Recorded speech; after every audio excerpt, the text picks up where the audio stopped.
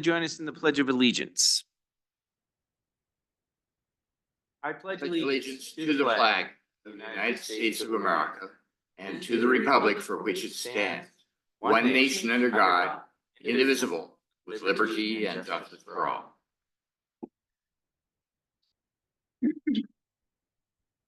Good morning and welcome to our Thursday morning meeting, November 7th of the Board of County Commissioners. My name is Andy Hunthausen. To my left, Commissioner Tom Rolfe. Good morning. Good morning, Mr. Chairman. And to Tom's left, Brandy Spangler, who'll be taking care of us today. Good morning, Brandy. My right, Candace Payne, Commissioner Candace Payne. Good morning. And Roger Baltz, our Chief Administrative Officer. Good morning, Mr. Baltz. Good morning. There's a sign-in sheet in the front as well as agendas. Please sign in prior to leaving today so we have a good record. Mr. Baltz, I will turn to you for our consent action items. Thank you, Mr. Chair and Commissioners. Just one item today. It's item 2A on the agenda. It's the vendor claims report for the week ending November 8, 2024. Staff recommends approval, and as usual, Marni Bentley is here with us this morning. Thank you. Thank you very much. Any questions, Commissioners? Any questions? How about public comment on the consent action item? Any public comment? All right, hearing none, is there a motion, please?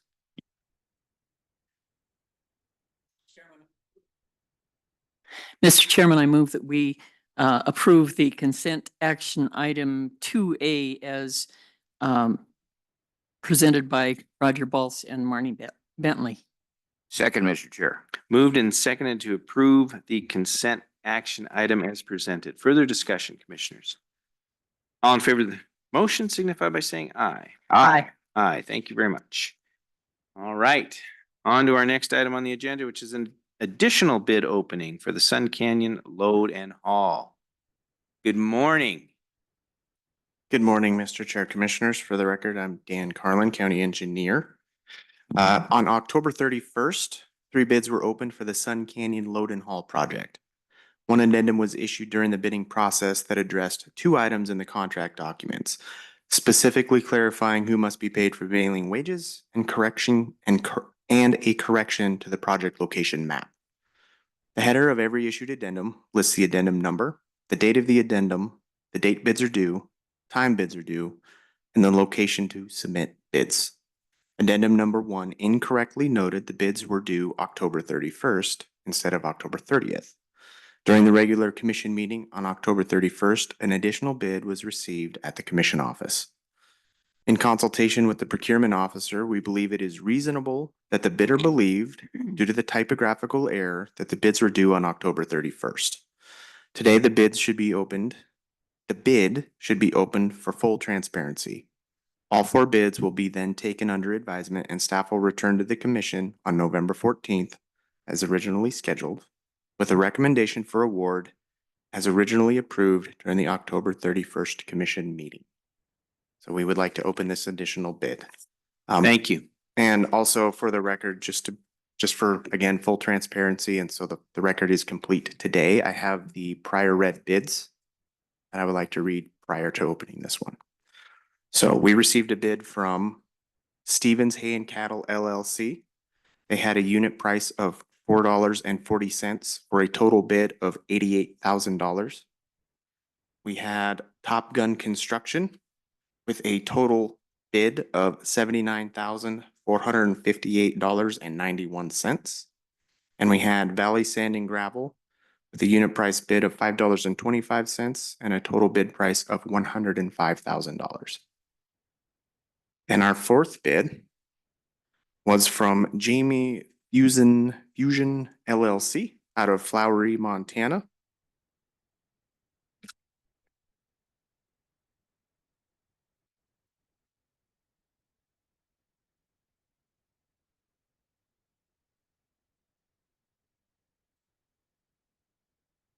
All right. Addendum 1 is acknowledged on the bid form.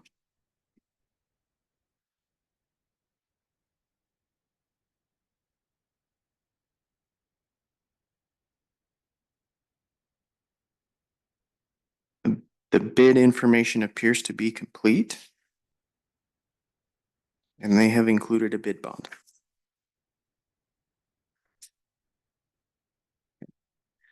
They have a unit price bid of $7.06 for a total extended bid price of $141,250.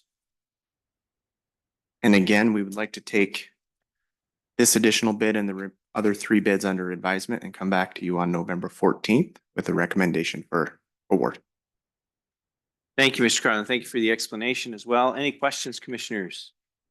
No, I just like to comment. I really appreciate the staff trying to make this as fair for everybody as possible, and with the misunderstanding about one of the dates, trying to make sure that everybody is being handled properly. So thank you for the way you're handling this.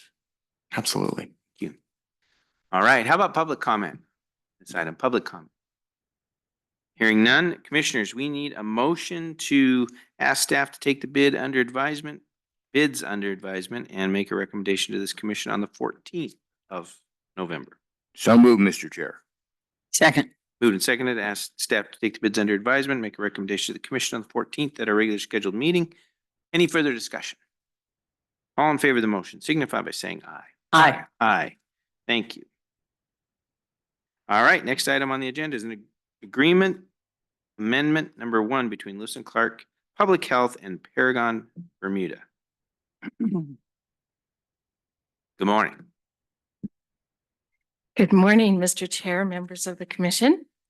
I am Laurel Riek, the Environmental Health and Disease Prevention Division Administrator for Lewis and Clark Public Health. Today, I have before you a contract amendment number 1 between Lewis and Clark Public Health and Paragon Bermuda Ltd. This will change section 14 on the term and termination of the contract. The current contract renews annually on January 1st and commits us to an entire year. We also are required to give a 3-month notification of our intent to terminate prior to the renewal date, which we have done. Montana Department of Public Health and Human Services is working through the state's procurement process to finalize a contract with HS GovTech. This inspection and licensing platform will be made available to local counties at no cost. The state's contract with HS GovTech will save the county over $13,000 per year. We need to maintain our contract with Paragon as an inspection platform until the new platform is made available to us. This contract amendment number 1 is written to have Paragon continue to provide hosting and support services on a monthly basis with a 30-day notice for full cancellation. This gives us flexibility to move to the new application when it's available. This contract amendment has gone through legal review and is ready for your approval. I am happy to answer any questions. Great. Just for clarity or restating it, I guess, it just allows us to work month to month until we're able to get on the new platform. That is correct. Right. Okay, great. Questions, commissioners? Any questions? Okay, how about public comment on this item? Any public comment? All right, hearing none. Is there a motion, please, commissioners? Mr. Chairman, I move that we approve the agreement amendment number 1 between Lewis and Clark Public Health and Paragon Bermuda Canada Limited as presented by Laurel Riek. Second, Mr. Chair. Moved and seconded to approve the agreement amendment as presented. Further discussion, commissioners? All in favor of the motion signify by saying aye. Aye. Aye. Aye. Thank you very much. All right. We'll move on to our next item on the agenda. It's a grant award to Lewis and Clark County from the Montana Department of Natural Resources and Conservation. Good morning. Good morning, Mr. Chair, Commissioners. I'm Audra Ashdale, Disaster and Emergency Services Coordinator with Emergency Management. Today, for your consideration, is acceptance of the Cooperative Fire Protection Capacity Grant Award from the Montana Department of Natural Resources and Conservation in the amount of $100,000 with no required match. Grant funds will go towards replacing rural fire repeaters at 4 sites and adding an additional repeater to improve radio communication coverage, interoperability, and reliability throughout the county. The Lewis and Clark Rural Fire Council intends to assist with the installation and any required site work. The period of performance begins upon signature through July 31st, 2027. Staff recommends approval. Thank you very much. Questions, commissioners? Mr. Chair, if Please. you mind. So we're upgrading some of the repeaters that we use for emergency communication and getting them up to snuff so that we do a better job of and don't have any blank spots in the county. Is that right? Yeah, so a lot of the current repeaters we use for rural fire are over 20 years old. And so this not only brings them up to compliance, but also we'll be adding a site. So that increases coverage across the county, and that's used for fire and can also be used for other emergency services. Thank you. Thank you very much. Any other questions? No. All right, how about public comment on this item? Any public comment? All right, hearing none, is there a motion, please? Mr. Chair, I would move to approve the grant award to Lewis and Clark County from the Montana Department of Natural Resources and Conservation, as explained by Ms. Ashdale. Second. Moved and seconded to approve the grant award as presented. Further discussion? Thank you. I think from Fire Council the other night, everyone's looking forward to the updates, and a grant of this size without a match is always welcome. So thanks for your good work and finding these opportunities. All right, commissioners, with that, all in favor of the motion signify by saying aye. Aye. Aye. Aye. Thank you very much. Next item on the agenda is a contract between Lewis and Clark County and Ace Roofing LLC. Good morning. Good morning, Chairman and Commissioners. For the record, my name is Jenny Chambers, Lewis and Clark County Public Works Director. Today you have a contract in front of you that's from Ace Roofing LLC to provide labor and material to replace the roof at the Commissioner's Garage located on Breckenridge between Ewing and Rodney Street. The Commissioner's Garage is a historical building that houses building maintenance staff equipment, and at the basement, the Sheriff's Office has evidence storage and other material for the Sheriff's Office in the basement of that building. On September 4th, there was a weather storm event that caused Commissioner's Garage roof damage. Notification was provided immediately from Public Works to the Lewis and Clark County Finance Department and the Montana Association of Counties on insurance coverage for the damage that was caused by that weather event. In addition, Public Works worked with the purchasing department and followed the procurement policy to obtain emergency procurement and purchasing authorization in order to proceed with this contract. Staff recommends approval of the contract with Ace Roofing LLC for a total sum not to exceed $127,830, with work to be completed as soon as possible and no later than December 31st, 2024, and authorizes the chair to sign any documents. Happy to answer any questions that you may have, and also have Mac McCarley, Lewis Clark County Buildings Maintenance Supervisor here as well, if you have questions for him. Questions, Commissioner? I have a question here. I'm looking at this document that, assume I'm looking at the right one. It says Ray Ace Roofing LLC, Commissioner's Garage. But down in the bolded part, it says staff recommends approval of the contract with Pine Cove Consulting. Mr. Chairman, Commissioner Payne, you are correct. That is a typo error on getting this memo cranked out by myself to get Poor that thing. completed. So when I was reading the memo today in preparation of this, I had crossed that off on my notes in order to correct that. So the contract is with Ace Roofing LLC. The Pine Cone Consulting was a previous memo that I had used, that I was using this template in a rush to get this on the agenda based upon the emergency situation. So apologize for that, but this contract for clarification is with Ace Roofing LLC. I thought maybe you were seeing if the commissioners were on their toes this morning. It's a Mr. Chairman, test. Commissioner Payne, I'm so pleased that you caught the mistake. So yes, thanks for reading So it. just to clarify, the actual contract has the correct information on it, which I'm looking at here, but that's just the memo of. Mr. Chairman, that's correct. The contract is correct. The contract has been reviewed by legal. The contract has a contract cover sheet. Everything is correct on the actual contract. The staff memo has an error in it. So I do have a question about the project.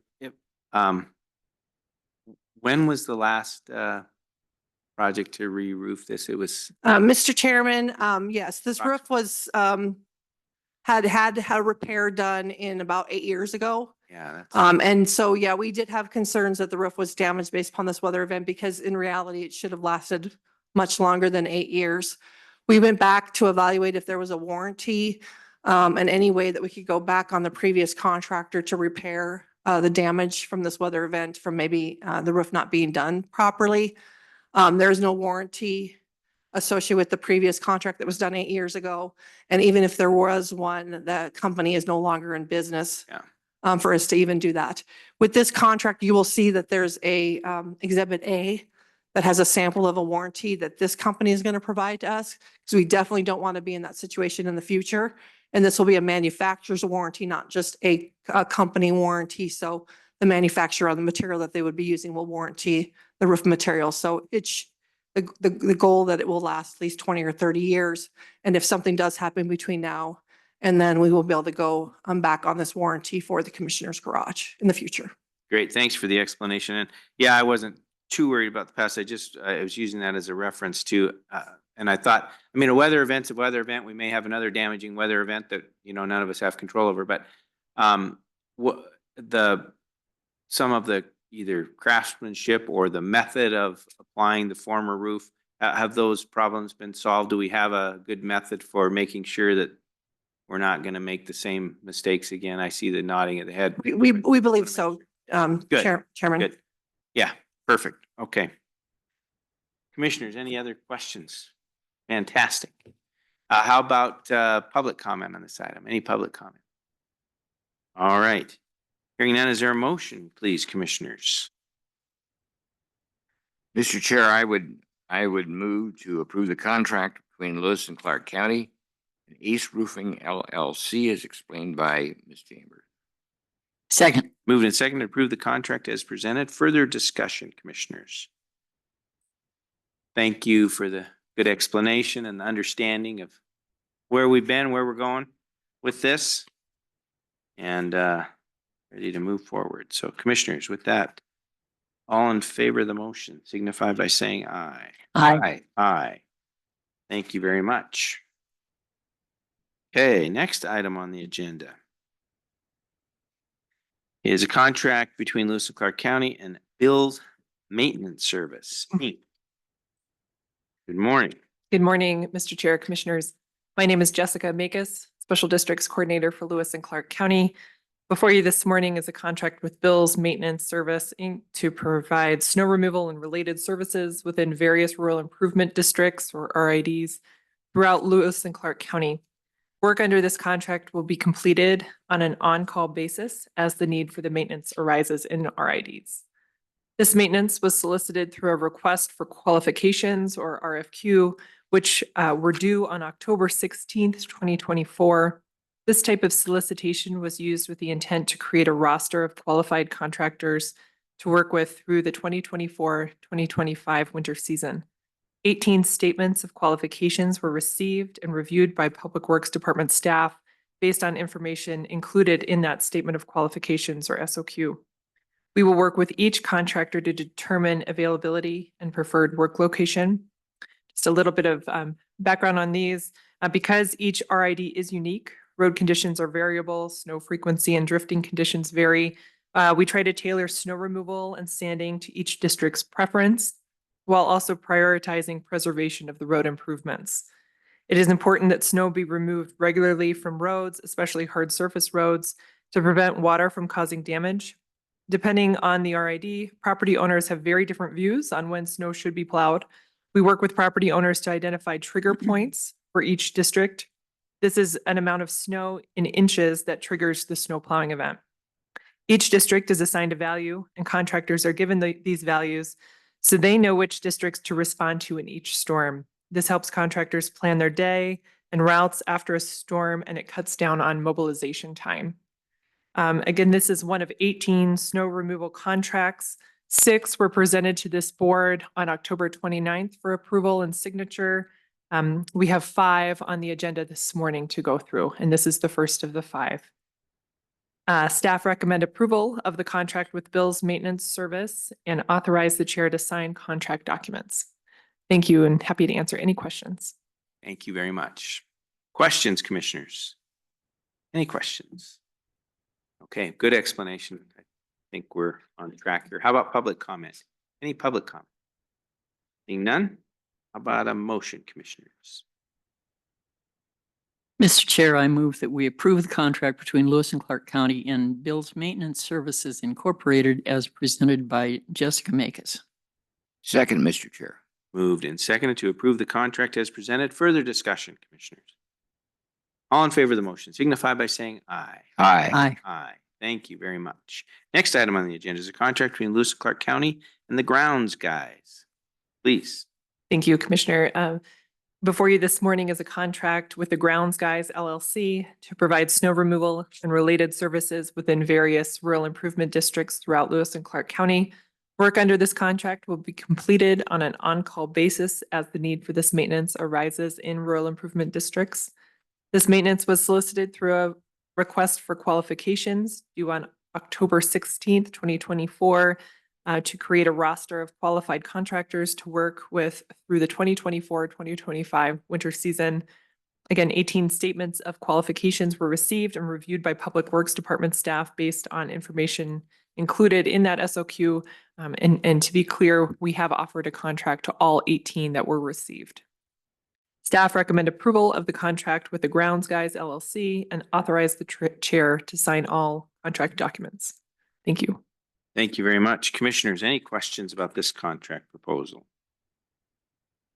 I just, Please. information, Jessica, there are 18 of these contracts. Is it, the usual cast of characters? Are these the same 18 or do we get different ones every year, or how does that work? Mr. Chair, Commissioner Payne, yes, the usual suspects, right? Most of the people that submitted an SOQ for this solicitation are contractors that we've worked with before. There are a few new ones. And for the new ones, we did put a reference requirement in the SOQ to have some references we would be able to call.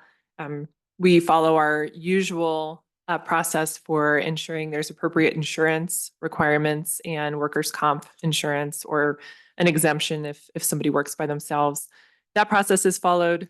In addition, any new contractors we're scheduling meetings with those folks individually to go over expectations, how this process works and what we expect from each contractor. So that's the process for our new ones. We do have, I want to say maybe 4 or 5 new contractors that we'll be able to work with this year, which is great news for us. Okay, thank you. You're welcome. Yes, the more the merrier. We have so much work to be done that it's great to have more to spread that work over. So Absolutely. thank you. Okay, any other questions? How about public comment on this item? Any public comment? Hearing none, is there a motion, please, commissioners? Mr. Chair, I move to approve the contract between Lewis and Clark County and the Grounds Guys, Second. as explained by Jessica Makis. Second. Moved and seconded to approve the contract as presented. Further discussion, commissioners? All in favor of the motion signify by saying aye. Aye. Aye. Aye. Thank you. All right, the next item on the agenda is a contract between Lewis and Clark County and High Country Lawn and Landscape LLC. Please. Thank you, Mr. Chair, Commissioners. Before you this morning is a contract with the High Country Lawn and Landscape LLC to provide snow removal and related services within various rural improvement districts throughout Lewis and Clark County. Work under this contract will be completed on an on-call basis as the need for this maintenance arises in RIDs. Again, this maintenance was solicited through a request for qualifications, which was due on October 16th, 2024, to create a roster of qualified contractors to do work through the 2024-2025 winter season. Again, 18 statements of qualifications were received and reviewed by Public Works staff based on the information included in that SOQ. Staff recommend approval of the contract with High Country Lawn and Landscape LLC and authorize the chair to sign contract documents. Thank you. Commissioners, any questions for this contract, on this contract? Hey, how about public comment on this item? Any public comment? Public comment. All right, hearing none, is there a motion, please? Mr. Chair, I move that we approve the contract between Lewis and Clark County and High Country Lawn and Landscape as presented by Jessica Makis. Second, Mr. Chair. Moved and seconded to approve the contract as presented. Any further discussion? All in favor of the motion signify by saying aye. Aye. Aye. Thank you very much. Okay, the next item on the agenda is contract between Lewis and Clark County and Premier Utility Solutions LLC. Please. Thank you, Mr. Chair, Commissioners. Again, Jessica Makis, Special Districts Coordinator for Lewis and Clark County. Before you this morning is a contract with Premier Utility Solutions LLC to provide snow removal and related services within various rural improvement districts throughout Lewis and Clark County. Work under this contract will be completed on an on-call basis as the need for this maintenance arises in RIDs. This maintenance was solicited through a request for qualifications due on October 16th, 2024, to create a roster of qualified contractors to do work through the 2024-2025 winter season. 18 statements of qualifications were received and reviewed by Public Works Department staff based on the information included in the SOQ. Staff recommend approval of the contract with Premier Utility Solutions LLC and authorize the chair to sign contract documents. Thank you. Thank you very much. Commissioners. Excuse me, any questions? How about public comment on this item? Public comment. Hearing none. Commissioners, is there a motion, please? Mr. Chair, I would move to approve the contract between Lewis and Clark County and Premier Utility Solutions LLC as explained by Jessica Makis. Second. Moved and seconded to approve the contract as presented. Further discussion, Commissioners. All in favor of the motion signify by saying aye. Aye. Aye. Right. Thank you very much. Next item on the agenda is a contract between Lewis and Clark County and Valley View Lawn and Landscape. Please. Thank you, Mr. Chair, Commissioners. Again, Jessica Makis, Special Districts Coordinator for Lewis and Clark County. Before you this morning is a contract with Valley View Lawn and Landscape to provide snow removal and related services within various rural improvement districts throughout Lewis and Clark County. Work under this contract will be completed on an on-call basis as the need for this maintenance arises in RIDs. This maintenance was solicited through a request for qualifications due on October 16th, 2024, to create a roster of qualified contractors to work with through the 2024-2025 winter season. 18 statements of qualifications were received and reviewed by Public Works staff based on information included in the SOQ. Staff recommend approval of the contract with Valley View Lawn and Landscape and authorize the chair to sign contract documents. Thank you. Thank you very much. Questions, Commissioners, about this contract? How about public comment on this item? Any public comment? Hearing none, is there a motion, please?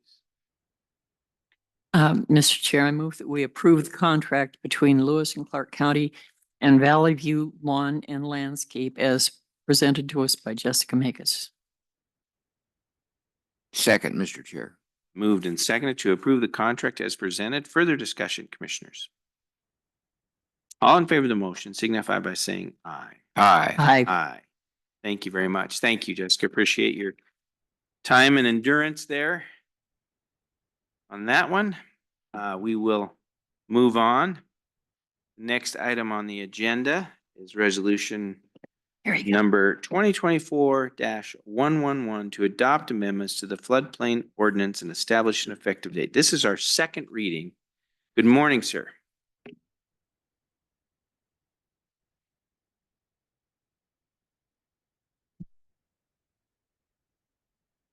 Good morning. For the record, Warby McNamee, Floodplain Administrator.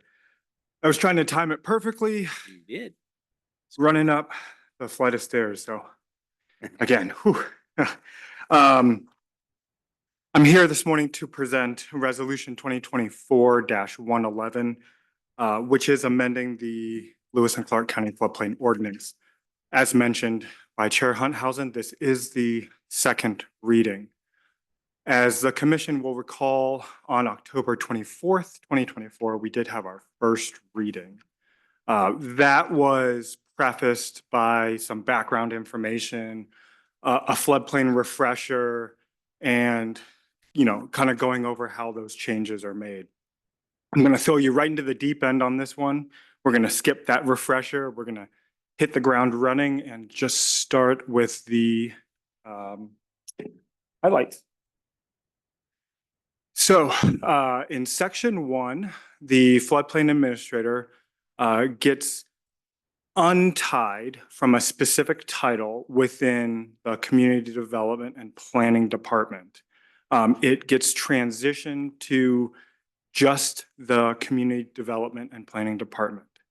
This is this serves as the purpose so that the ordinance doesn't have to be amended if there was staff turnover or change in title.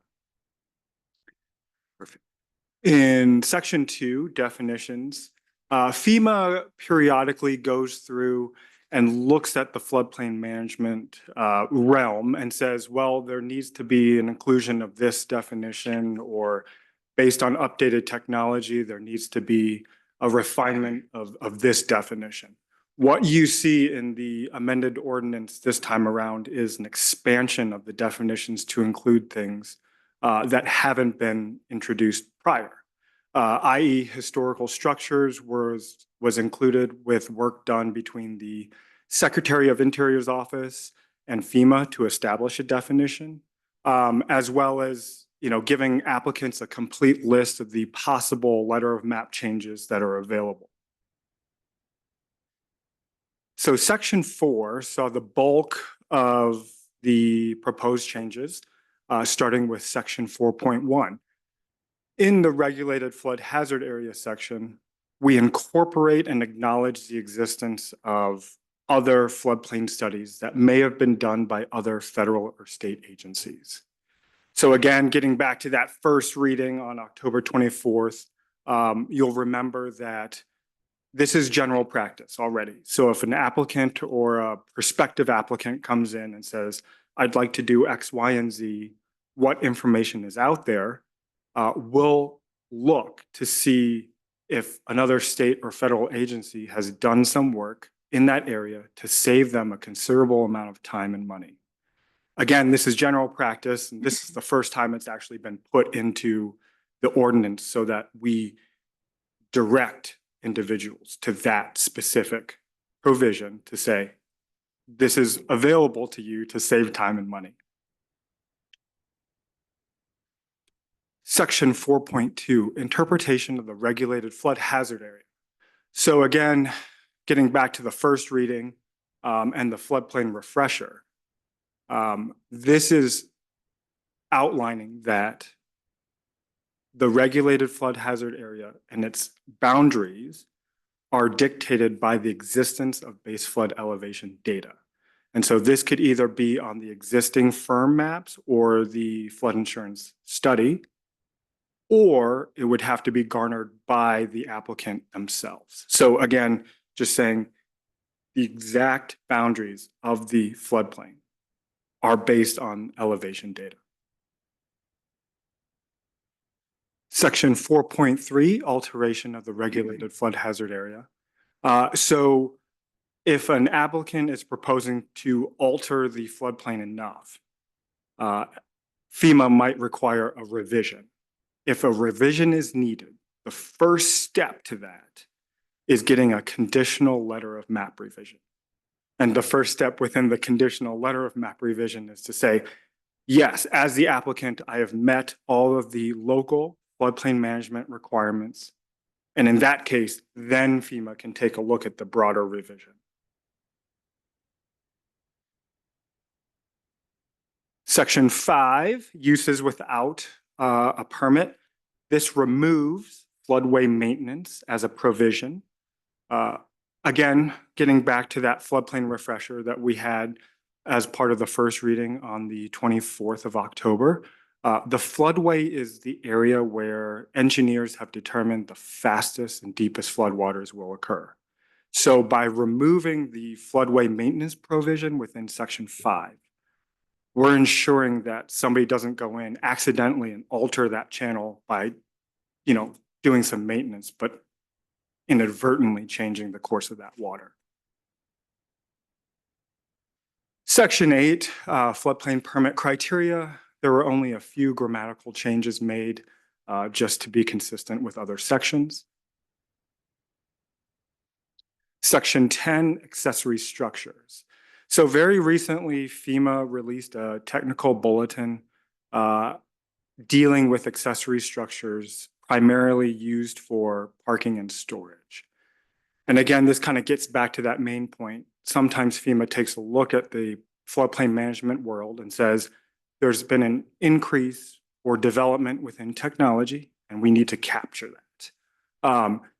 This technical bulletin actually streamlines the process for permitting accessory structures that are used for parking and storage, and actually reduces the amount of red tape involved. So Lewis and Clark County wanted to capture all of that and make it easier for prospective applicants. Good. And then you'll notice sections 3, 6, 7, 9, 11 through 15 in the appendix do not have any changes made to them. So very quickly before I wrap up and answer any questions, I did want to run through the last remaining action item. So today's public hearing, November 7th, is the second reading and hopefully final adoption. After that is acted on, then the amended floodplain ordinance will become effective 30 days after the second reading and final adoption. In this case, if we do go off of this date, the effective date would be December 7th, 2024. So with that, I'm going to wrap up my quick presentation. With the absence of the deputy county attorneys, I can't make a joke on their behalf about rehashing some 1% annual discussion and tying up the microphone even longer. But I digress. I will answer any questions that the commission may have. Well, we appreciate it anyway. Yes, thank you. Question, please. What comments have we received from the public? Good question. So Chair Hunthausen, Commissioner Rolfe, we received one comment during the public comment period. It did not pertain to the amended ordinance process. The property owner wanted for his properties within the floodplain to be reclassified. And again, since we weren't touching on that within the amended ordinance process, I reached directly out to that property owner, provided them resources, providing them action steps if they would like to get that reclassification done. And so far haven't heard back from the property owner. Thanks, please. Norby, I know this is an ongoing process, and I realize there are people out there who have property and it's in the floodplain, and by golly, they just sure like to put their $1 million house on that. If they don't comply with the FEMA requirements, does that have any impact on the FEMA availability to the rest of the people in the county? Chair Hunthausen, Commissioner Payne, it does. So in a very quick nutshell, because people need to know that it impacts their neighbors. Exactly. And we can quickly go down a rabbit hole in the floodplain realm, but Lewis and Clark County voluntarily operates the floodplain program. With that voluntary agreement, FEMA says, well, you adopt an ordinance that people abide by, and we'll provide you disaster assistance. And so if we aren't enforcing these regulations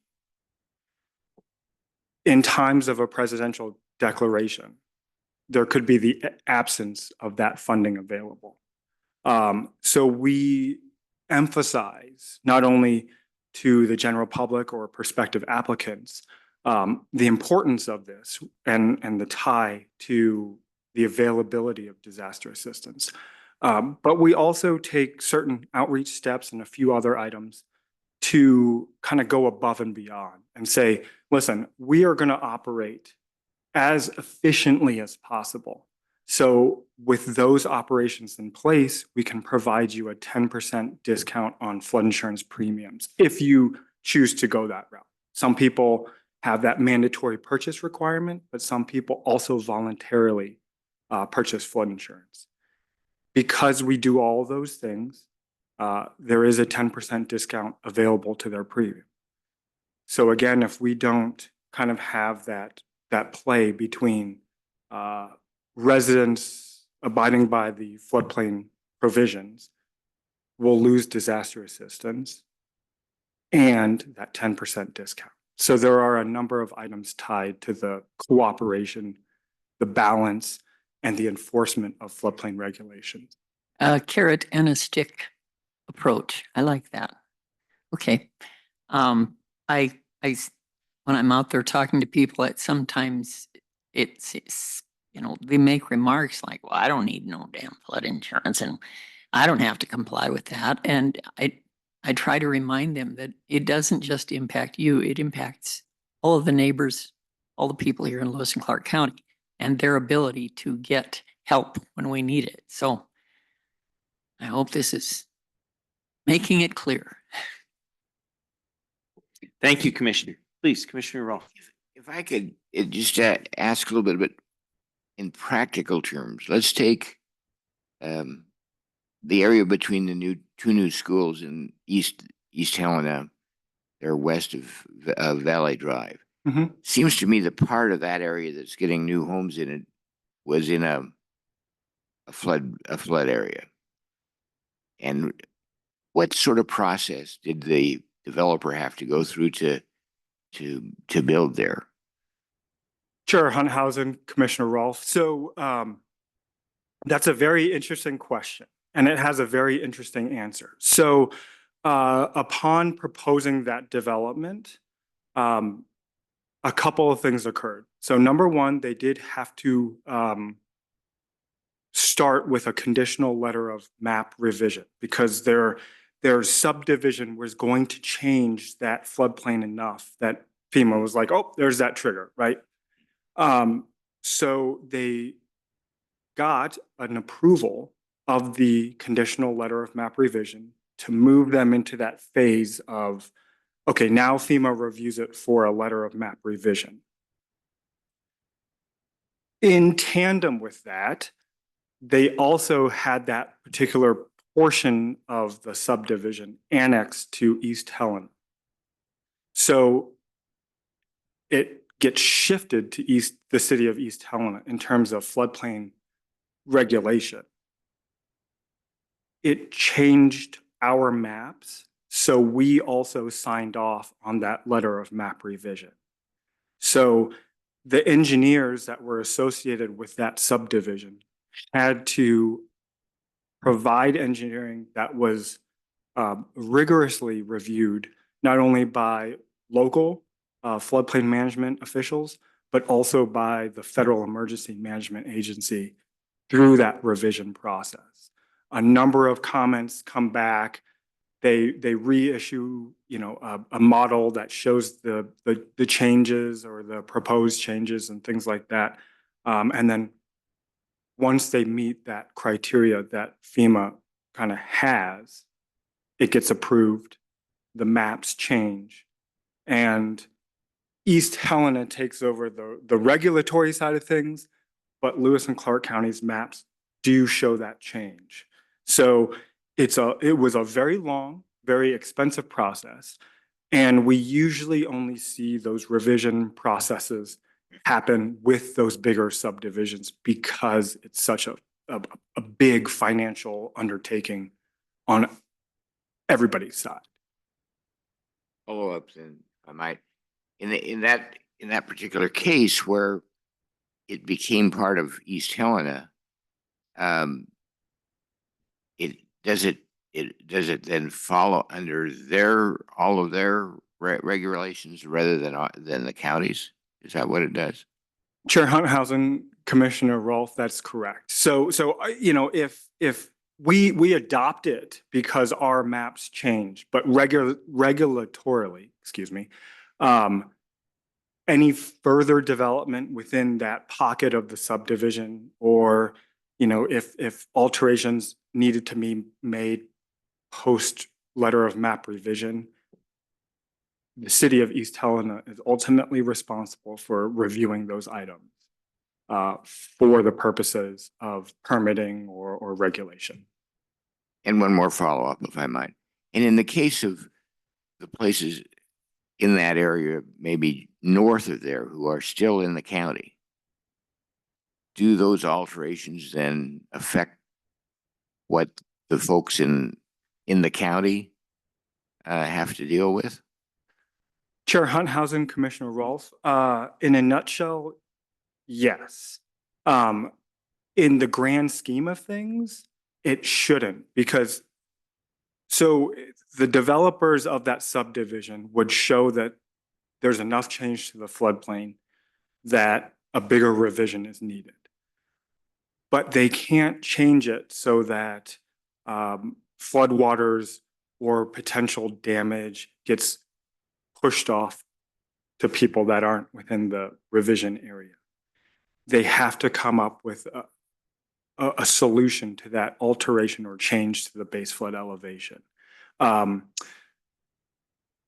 If you think back to and are familiar with the change that Red Fox Meadows had to deal with their development of that subdivision, they altered the floodplain enough that they had to account for all of that change.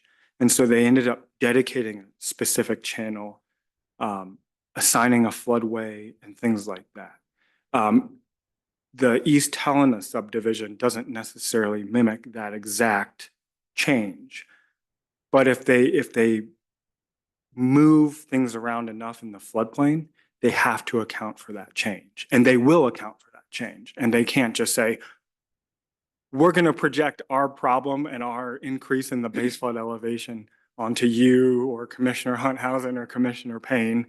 We have to do something with that. And so that's all wrapped into that review by FEMA as well as the local floodplain management officials. It's as clear as mud to me. Hopefully I didn't just confuse everybody, you know. No, thank you for the explanation. No, I think I have a better understanding. yeah. But thank you. You may have gotten his understanding, but I'm still, okay. So we've got all this paperwork and I understand how that works. But if we allow people to build homes on a piece of property that has, I've got property down in Park County, and in 1918, it was underwater. And it hasn't done that again until 2018. Mhm. Okay, this is a 100-year flood in its graphic form. And so if people choose to put a subdivision in there, are they taking the chance that their home could be flooded and then the FEMA helps them rebuild it? Why are we letting people build in the floodplain? Chair Hunthausen, Commissioner Payne. So that's a very good question. Through the permitting process, one of the reasons why there are so many provisions within the residential development section of the ordinance is because they have to hire a professional engineer to assist them in that building. The professional engineer will take a look at the floodplain and say, you have to meet these criteria based on the provisions of the ordinance, but also from an engineering perspective, we're going to show you exactly where the water for that 100-year frequency flows. And so they'll engineer a structure to the best of their abilities to prevent damage not only to their property, but also to the adjacent property owner. When you say a structure, are you talking about a house or a canal or a dike or? All of the above. Yeah. So, Oh. Specifically when I say structure, I mean either non-residential or residential.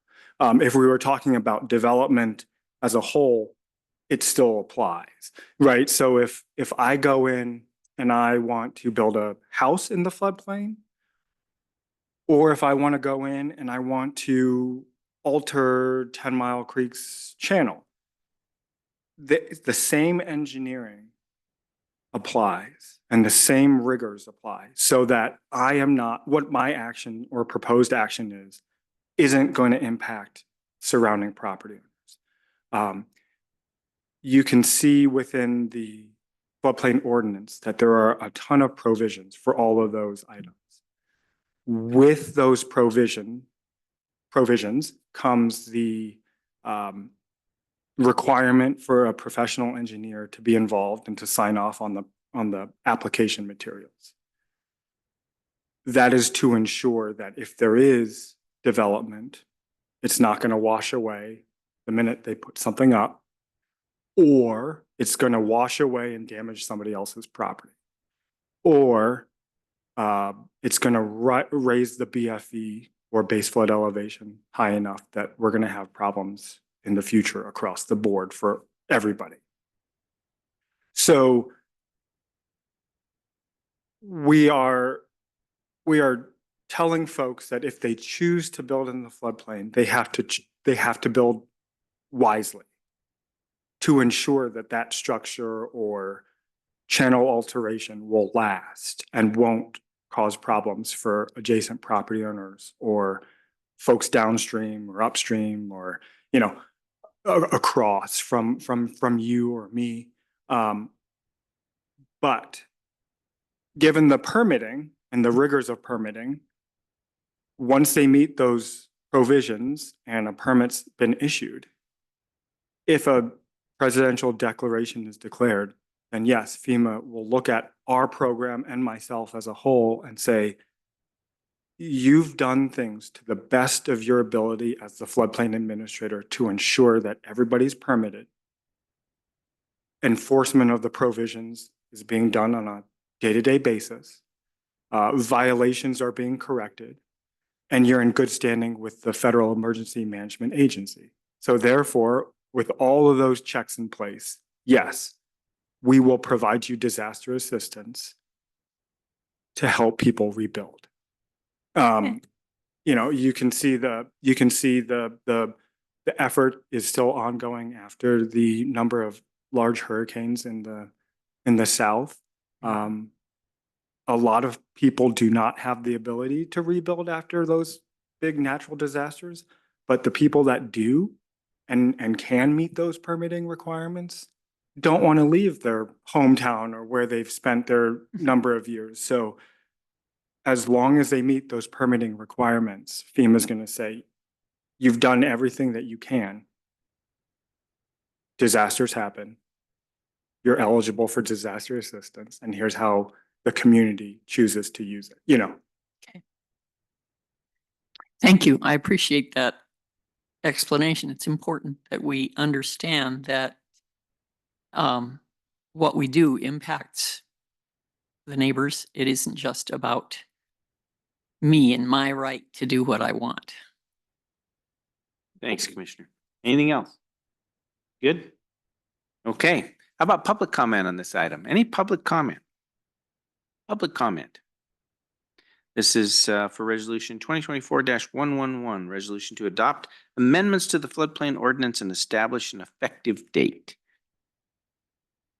Hearing no further public comment, commissioners, how about a motion to approve resolution 2024-111? Mr. Chair, I would move to approve resolution 2024-111 to adopt amendments to the floodplain ordinance and establish effective date. This is the second reading, and it's been explained by Mr. McNamee. Second. Moved and seconded to approve the amendments and or the resolution 2024-111 as presented. Further discussion, commissioners. Just want to thank you. Appreciate the explanation and the education. It's always very good. And because it's often several years between amendments, it's great to get the refresher and help educate the community. Commissioners, good questions today. And I think it all adds to the discussion, the depth of our understanding. So thank you. With that, all in favor of the motion signify by saying aye. Aye. Aye. All right. And thus, this was approved today, so December 7th these will go into effect. Okay, thank you very much. We will move on. Commissioners, next item on our agenda is board appointments. I'll turn it over to Mr. Baltz. Thank you, Mr. Chair and Commissioners. This is item number 13 on the agenda for today. It involves one board appointment, and that is to the Tax Appeal Board. You have the summary memo that Brandy Spangler has prepared for us. I'll read it into the record, and Commissioners, you can consider the action. So this candidate meets the qualifications for consideration of the board. The Tax Appeal Board. There has been a vacancy on the board since June 30, 2024. Walter Deeg applied. Action staff recommends that the Commissioners consider the applicant and select the candidate for the Tax Appeal Board to a partial term that will expire June 30, 2027. Thank you, Commissioners. Thank you, Mr. Baltz. Any questions, Commissioner? Any questions? How about public comment on this item? Any public comment? All right, hearing none. Is there a motion, Commissioners? Mr. Chair, I move that we approve the board appointment to the Tax Appeal Board as presented by Roger Baltz. Second. Moved and seconded to approve the appointment as presented. Commissioners, any further discussion? Always appreciate people willing to serve. Thank you very much. I am in support of this recommendation. All in favor of the motion signify by saying aye. Aye. Aye. Thank you very much. Okay, we are at that time in our meeting where we will take public comment on any item that's under the jurisdiction of the commission, but not on today's agenda. Is there any public comment? Any public comment? Seeing no public come forward, commissioners, thank you very much. We will stand adjourned.